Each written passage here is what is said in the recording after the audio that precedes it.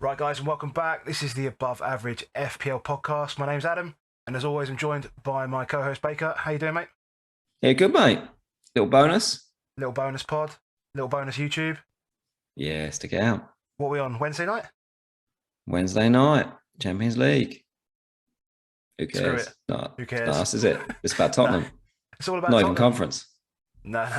So what we're going to do this evening, we're going to do a bit of an in focus on Spurs assets. Obviously, Tottenham assets are, in high demand. There's lots of questions as to whether you want Son and Kane, do you want Kulusevski, do you want Doherty? So we're going to have a look through the data, give a bit of our opinion as well as Tottenham fans, and see if we can help you make those decisions, particularly, with a look for game week 29, 30, 31, etc. Sound good? Sounds good, mate. Let's get to it. So, first of all, what we're going to look at, we're going to look at the fixtures quickly. Over the next 3 game weeks, Tottenham play 4 times. We've got United away and Brighton away in game week 29, which I think will be tough, and I think will be be a good test for us to try and pick up some momentum, right? Yeah, well, we've got 5 days since the Monday game for the Man United, so that sort of fits Conte. He likes a 5-game window. 4 games. So there's no tight Days, not turnaround. games, but yeah. 4 days. Yeah. 4 days. 4 days, and then we've got a break. So good. Yep.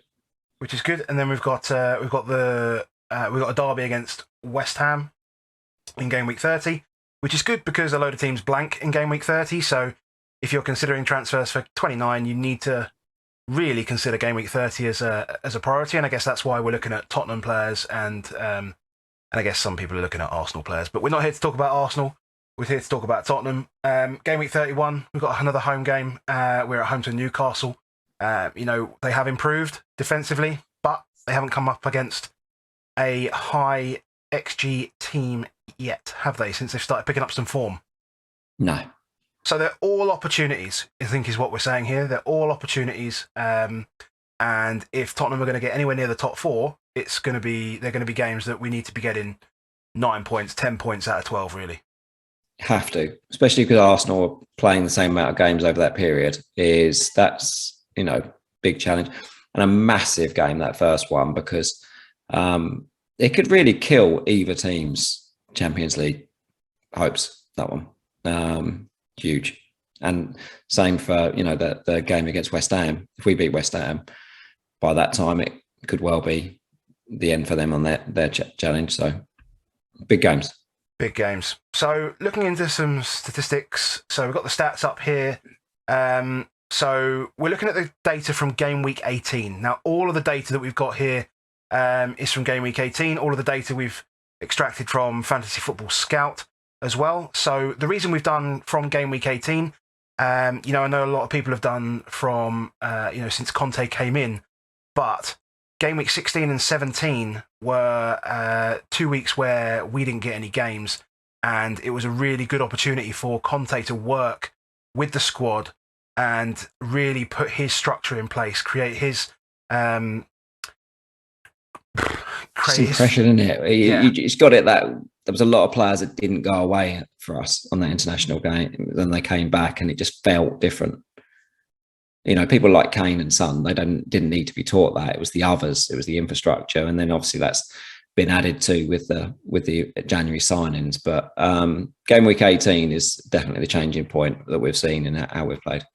So talk us through the stats that you've got here then, mate. So basically it says that from an attacking perspective, from an XG, so expected goals, we're the 3rd best team in the country. Any team over 2 goals a game is a good attacking team. Tottenham on 2.31, behind City at 2.52, and Liverpool just miles away on 2.79. Arsenal, the only other team, on 2.05. So sort of the step change between us and them is like the step change between us and City. Man United a little bit behind that, 1.89, and Chelsea on 1.64. Bit of variable in Chelsea. They played a few less games, but still played enough.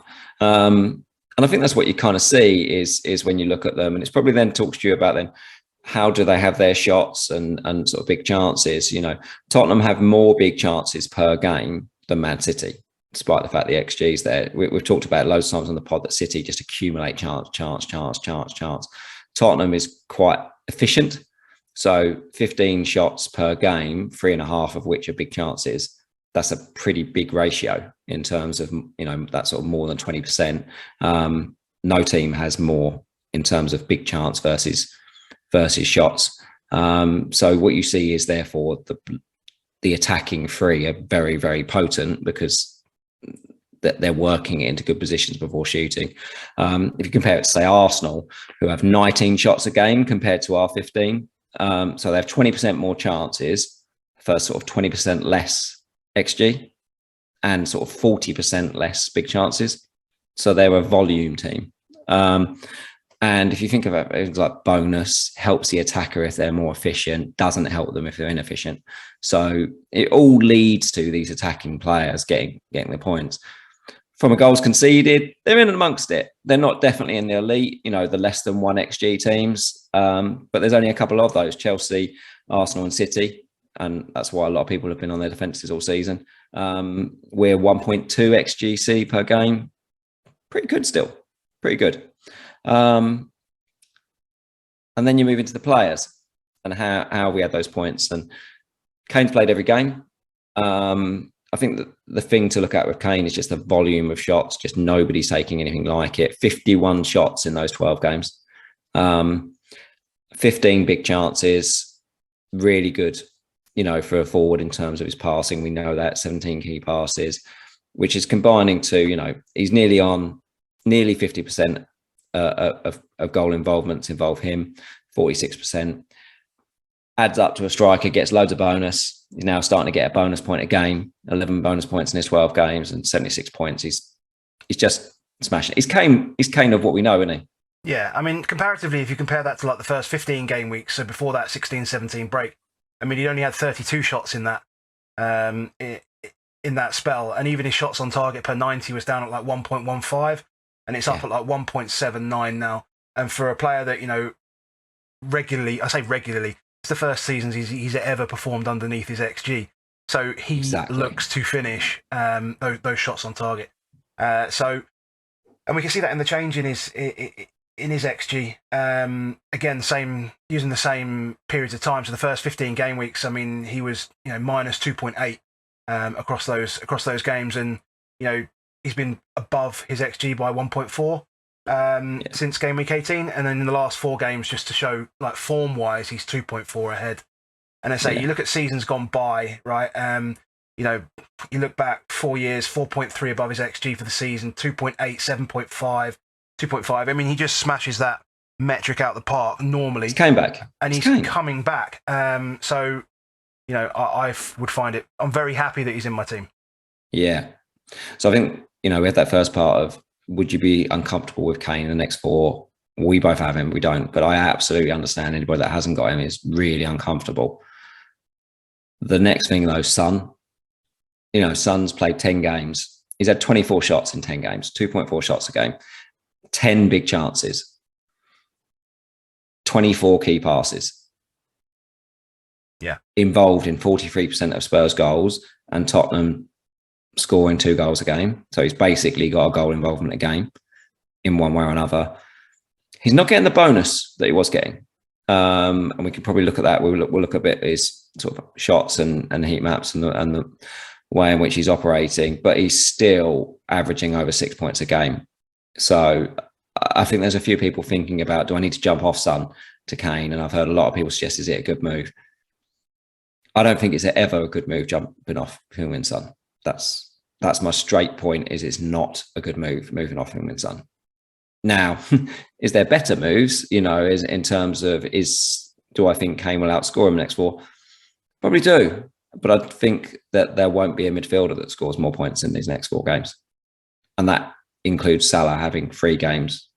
I wouldn't surprise me if Son scored as many. Genuinely wouldn't. Despite it's a double and Watford that he's got, I could see Son scoring as many points as Salah over 29 to 31. So I think people just have to, I think people have been quite easy to say, I can just move him. Believe me, he's going to hurt you in the next 4 weeks. And he'll hurt us that don't have him on there, because He's a brilliant player. But we've got two other two. We've now got more than just Son and Kane team. We've got a bit of an option. Got some Kulu. choice. So Kulu, yeah, I mean, Kulu, he's started 6 games, 12 shots. He's pretty efficient. Again, with his shooting, he's very disciplined in where he shoots from.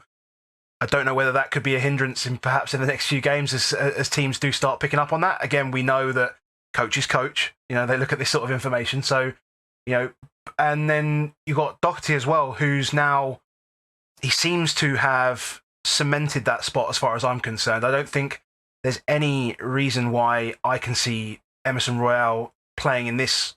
No. In this, I can't even think of the word. In this, is it a wing back? I guess is it like that's so this style like, of play? It doesn't. No, yeah. It doesn't. He doesn't suit what Tottenham are doing at the moment under Conte. Yeah. And the thing with Kulu and Doherty, they dovetail really nicely.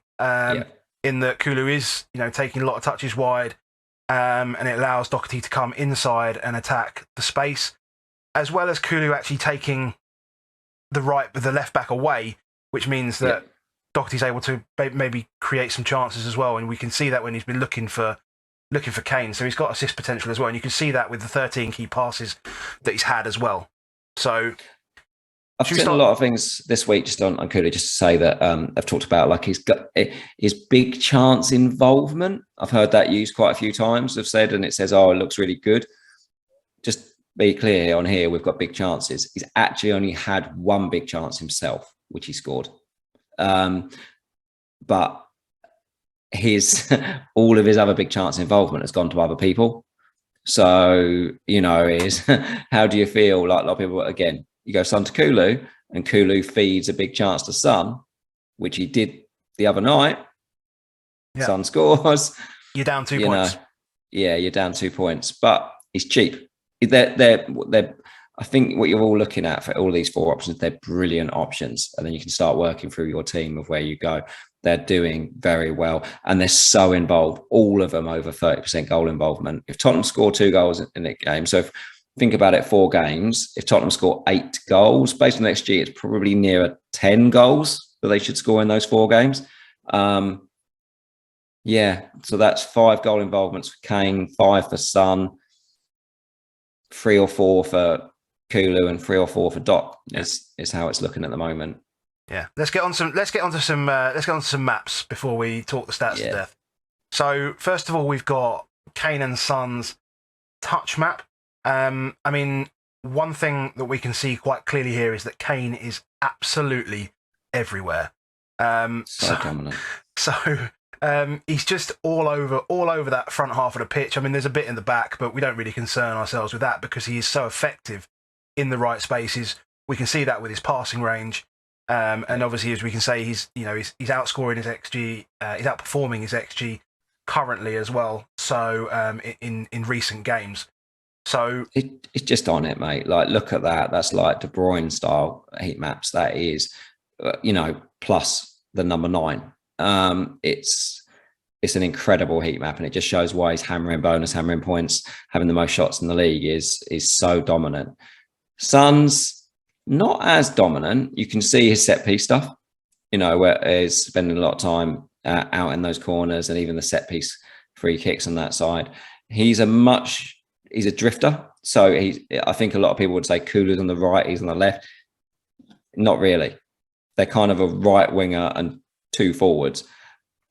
Son's touch map doesn't always show his contribution because he does a lot of great running off the ball. But it is hurting his bonus because look how much Kane touches the ball compared to Son. Yeah. He doesn't always get there on the touch point. But I've seen people talk about him and say he's now a creator. He's not a creator. He's a bloke who takes corners. Let's go look at shots. These are predators. These are proper forwards. Like, look at their shots where they are. Apologies anyone listening to this, but go look at it on the YouTube. Just it's worth it. Even if you have to sit with a still while you listen to it. They are dominating that box. I mean, Kane's is as good as you could ever wish for. And Son's is not much better. And it's incredible. So let's go back to this touch map. So look where Kane actually touches the ball. I mean, he spends most of the time touching the ball outside of the box, creating chances, doing whatever. And then bang, he's getting in it. And then he's getting in the box, bang, getting the ball, finishing. And that's how his goals are going. That's how his goals are all being scored. You know, is make it, run, and I'm in. What Son and Kane's doing a little bit less is little bits of the passes through now. He often pass wide and get himself in. He's just a hungry, dominant monster. But don't take it away from Son. Is look at that. That's not a creative player. That's a weapon. That's, you know, a weapon that takes corners. It's a good option. Yeah. So, Kulu Doc. Yeah. Kulu Doc. So, Kane's a lock. If you can get him, you want him. Son, if you've got him, or you can find a way to have both. I'm still not absolutely against it. I think they're so good. These two, you can just see the tandemness. Is Doc is just up and down that side, but Kulu's also a wing back in a way.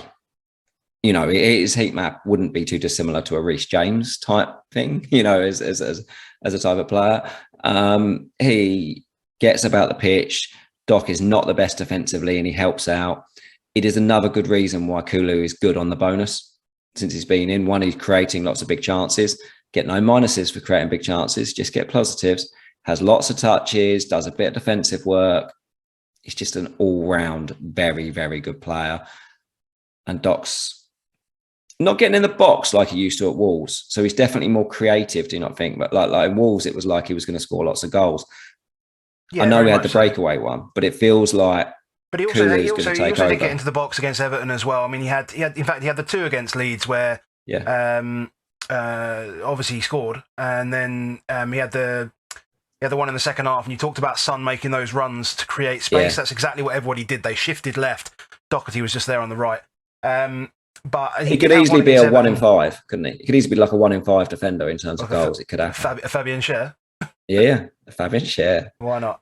So I mean, that chance against Everton was again in the box, but it was quite wide. But yeah, we saw that he was basically taking up more of a creative standpoint, and you know, you could see he was looking for Kane in those dangerous positions as well. Really looking for him. You know, I was there in the flesh and just visibly with his eyes, you could see he's looking for you all the time. Just feel like he thought of that partnership with Jimenez and thought, this is what I want. And lastly on here, we've just got where is the chances coming from Doc and where are the shots coming from? And I think this just, from a Kulu perspective, just shows his discipline. He's a very disciplined player, you know, and a very clever guy. You know, 1 month older than Foden, as we said this week. But this guy is so mature for his age, and he's got this spot. He's got this lovely, lovely spot on the right hand side that he just loves to take his shots from. He's really quickly building up that heat map.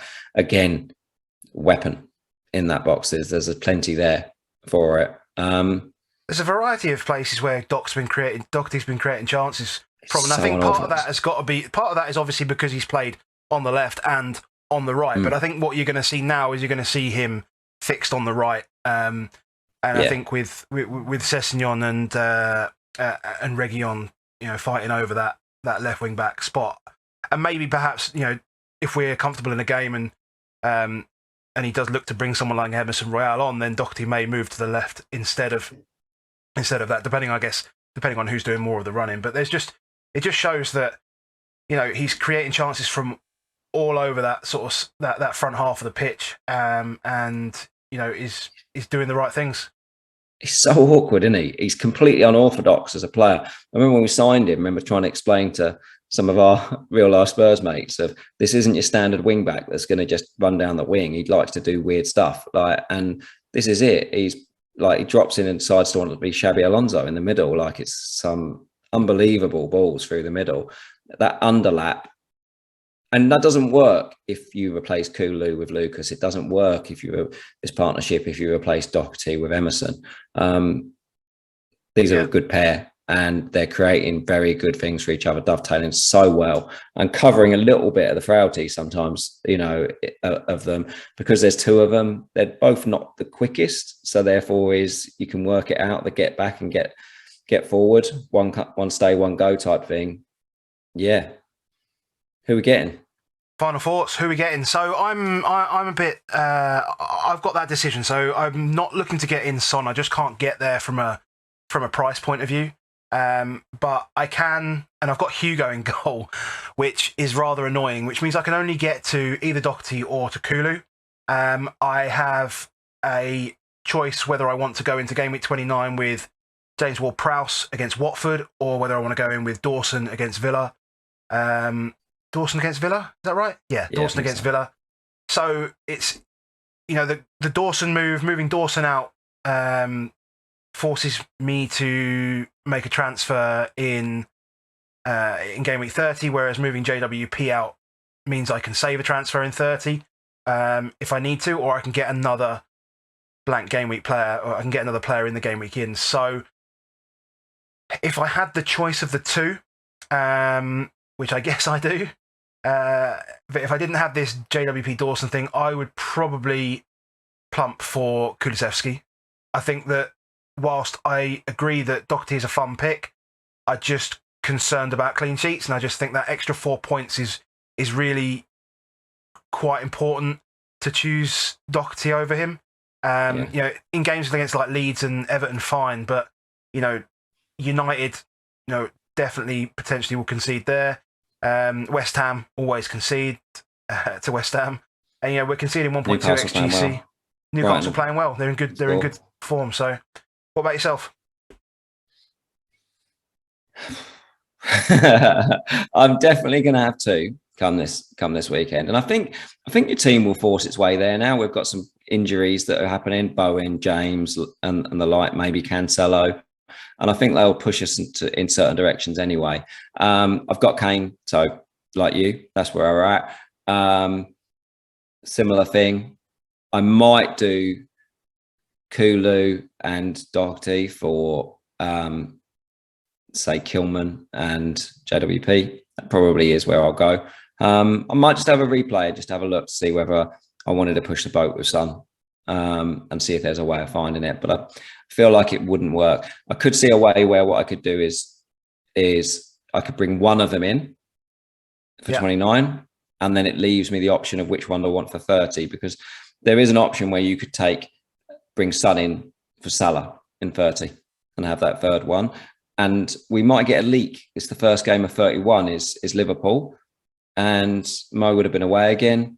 We might get a leak saying Mo's not playing, and you get the option of keeping Son for 31, and then they've got City in 32. So, it's whether you do that way or not. So, I'm undecided whether I want to go the full triple up or whether I go for the second one and then leave myself the option open to go to Son.